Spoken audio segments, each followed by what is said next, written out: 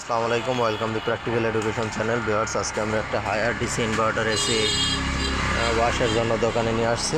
তো এখানে আমরা ওয়াশ করতেছিলাম, দেখেন।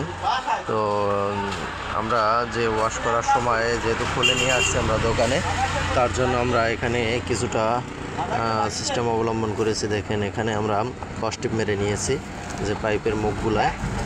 কারণ হলো, যদি এখানে কস্টিপ মেরে না নিই তাহলে পাইপের ভিতরে পানি ঢুকে যেতে পারে, তার জন্য। এবং আমরা যে আউটডোরে যদি লক করা আছে, তারপর আমরা কস্টিপ মেরে নিয়েছি যাতে এখানে পানি ঢুকে না যায়, তার জন্য। তো এভাবে আপনার খুবই সাবধানতার সাথে এটি অবশ্যই ওয়াশ করতে হবে। এবং এখানে সার্কিট আছে, যার জন্য এখানে আমরা পানি তেমন একটা মারিনি, তারপরও এখানে সুন্দরভাবে শুকিয়ে নিচ্ছি। তো এভাবে আমরা এই এসিটি ওয়াশের কাজ শেষ করতে পারি। সবটা খুলে নিয়েছি।